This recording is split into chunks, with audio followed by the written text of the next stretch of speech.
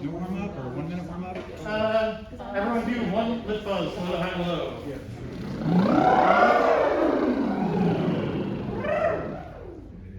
That was it?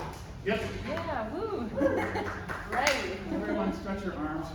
That's just for me. I need to do that. We're going to try something different.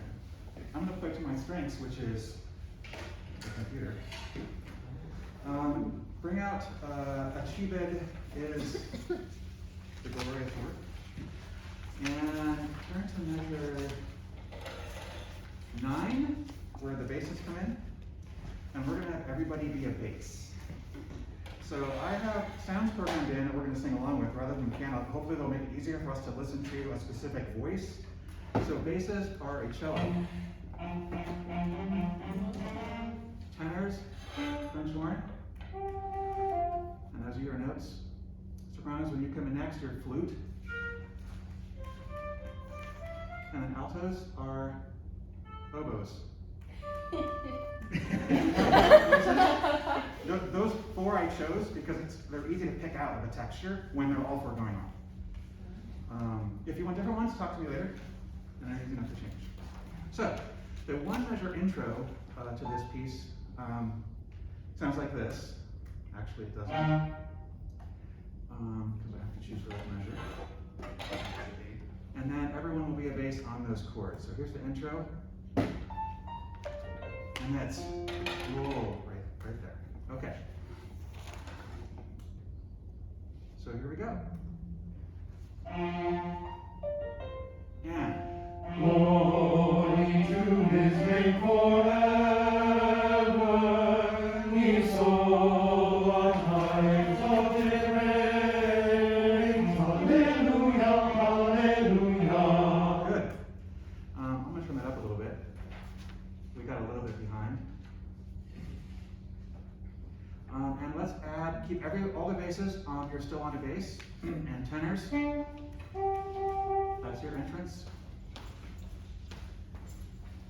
And here we go. Bass. Glory to his name forever.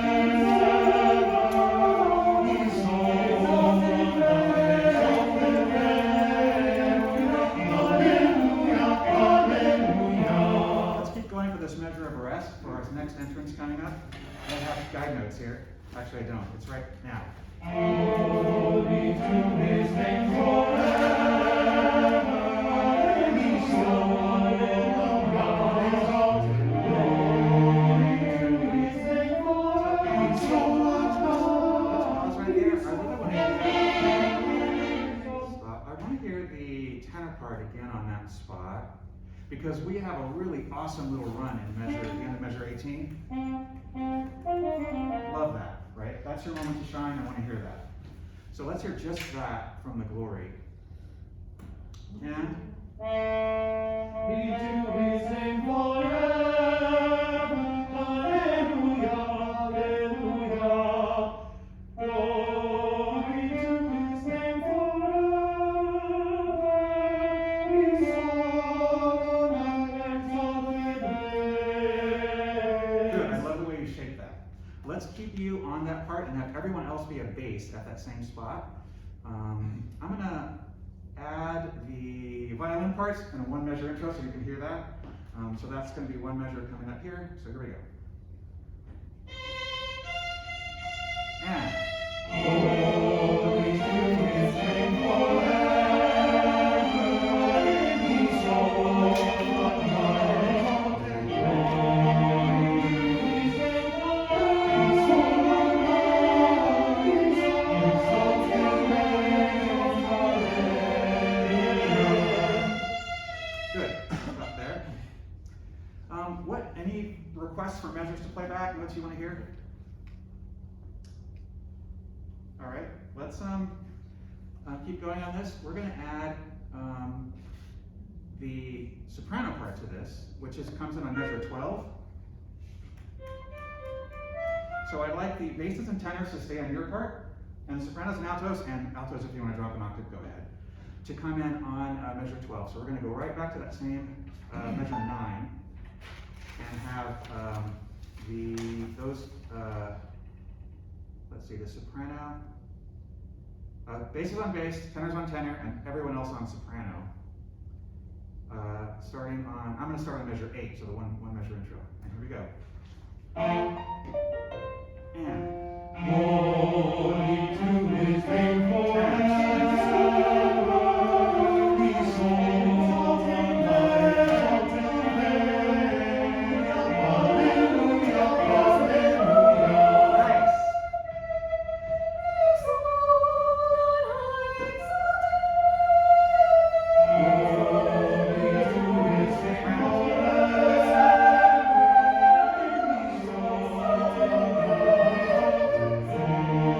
That's good. That got to the entrance part that I wanted, and now we're going to have everyone on their own part at that same measure. And then we're going to go and bring some things together here. So back on measure 8, here we go. And. Glory to his name forever. He soars in the exalted name.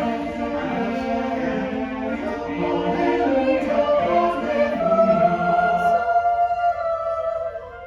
Glory to his name forever.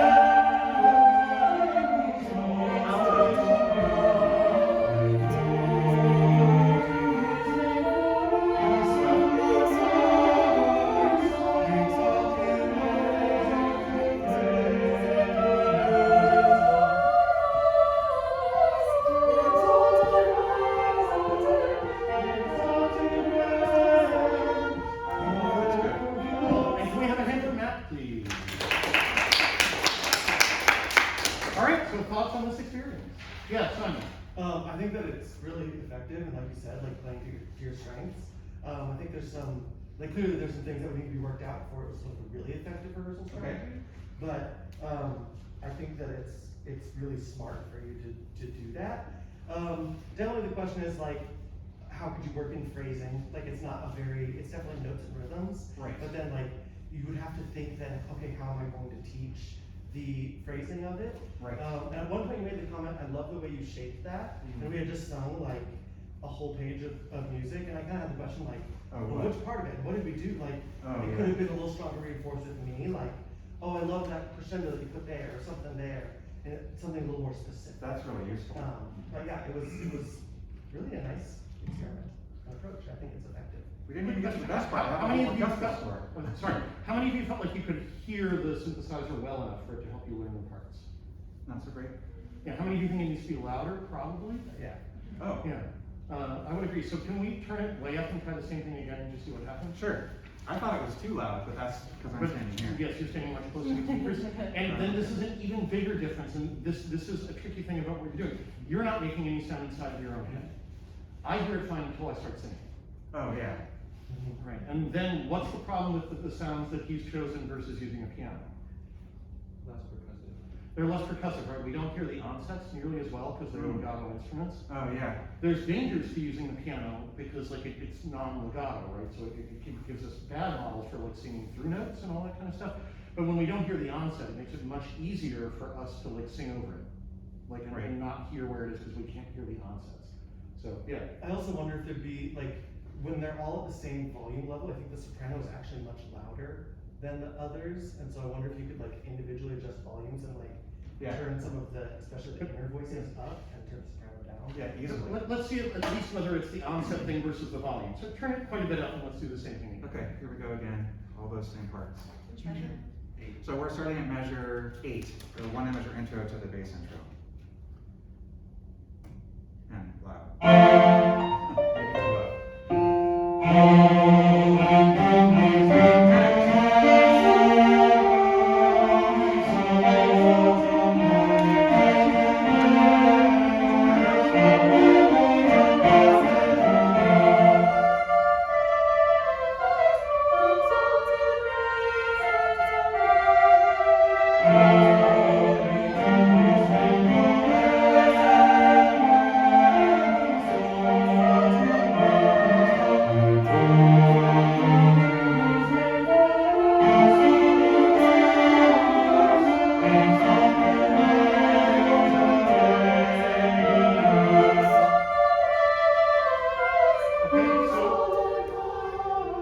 version helps more? How many think that the live version helps more?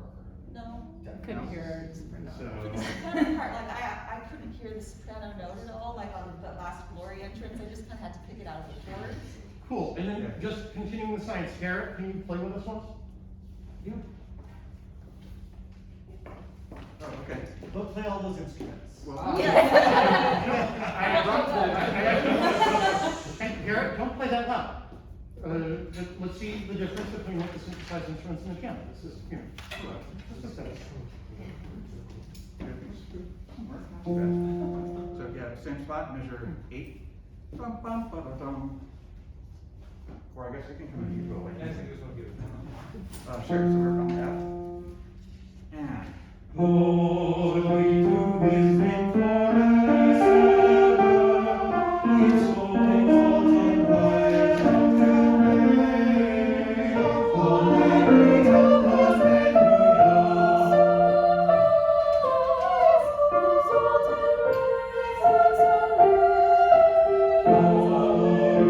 his name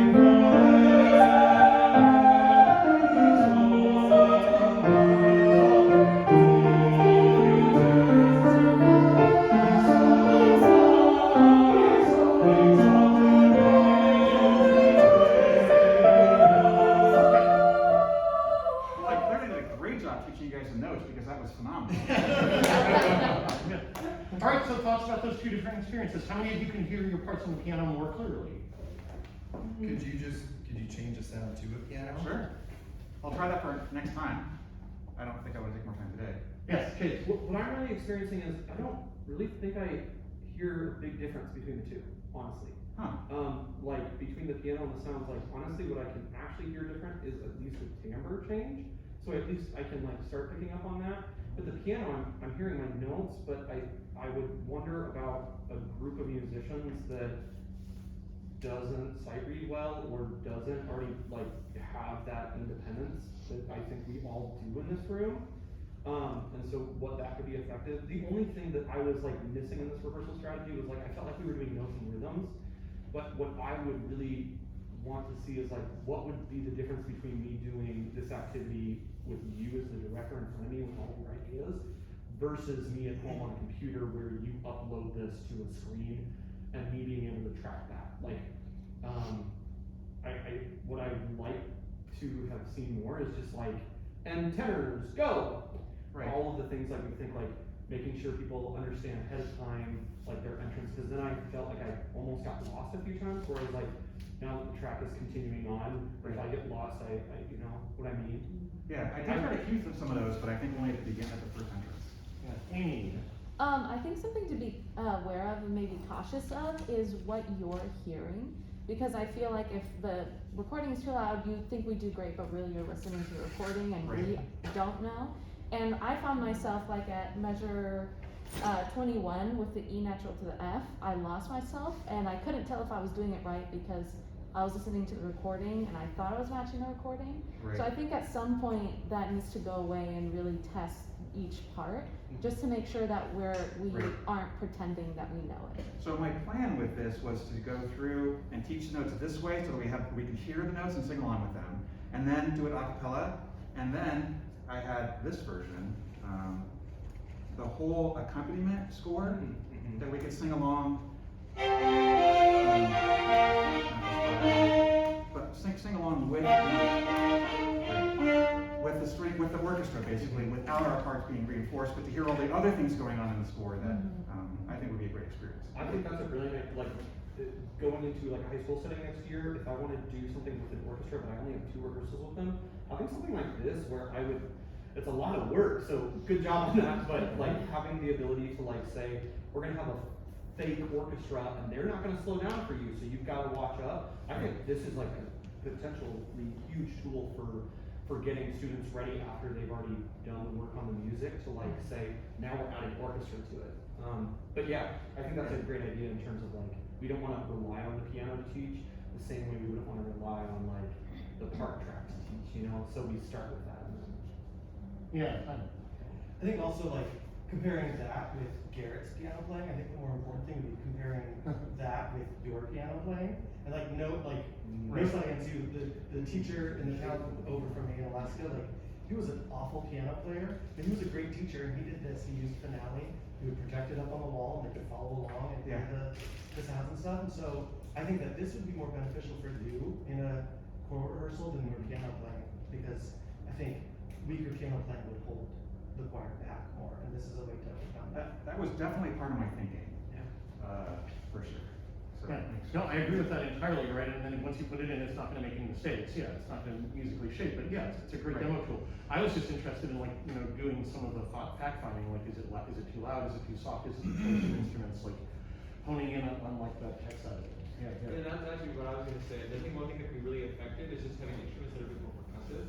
Because the flute and the French horn are really not, versus the oboe, even if it's low register, even with MIDI sound, it's still more instead of So I would experiment with something to say like a trumpet or a piano or an organ sound or something, even a timpani. maybe even straight up synthesizer. Huh? Maybe even totally synthesized. Exactly, it's like something that still is gonna be distinctive, but it just Yeah. is more articulate, like a bassoon is a great example. Yeah. Del Rey instruments, it's the MIDI sounds. Yeah, I think that would really help with that articulation. Last thing I'll say is there was a big downside for me when I had it really loud. I could not hear the choir. Right. When you were playing piano, I could really hear. what And you that's guys where were thinking saying. about where you set up the speakers in your class. Right, exactly. Whoa. Or just pass out Bluetooth headphones to everyone, so. Yeah. That's a possibility too, and there are dances like that now and all that kind of stuff. Oh, But, that's right. This is another thing that's worth thinking about. One of my idols in the world does this, and this choir room doesn't permit it, and neither do most of them. But I know people that put the piano in the middle of the choir if the room is flat, rather than between you and the choir for the exact same reason. And that could be really a useful thing to think about. It's like where you put the piano if you have an accompanist. Not in a concert, but in rehearsal. Like if the piano is teaching notes, maybe it should be in the middle of the choir or behind the choir, but not between you and the choir. And there's something to think about too. But that's a lot of things in here. Right, quick 2-minute science lecture because it's important. Many of you have heard it before, but there's a value to hearing it twice. We'll talk about this again in the grad class. I still don't really believe this, but it's been proven scientifically again and again and again. 90% of what we hear in the timbre of different instruments is just the onset. Meaning, if you record a trumpet playing an A and a violin playing an A, people can immediately tell the difference, but if you chop off the beginning of the sound, the moment where the mouthpiece starts vibrating or the bow hits the string, people can't tell the difference. Really? 90% of the timbral difference is in the onset. Whoa. Wow. So, and this is the issue we're talking about. Like, if we can't hear the onset once it's actually going, Right. we don't hear the middle very well, and we can't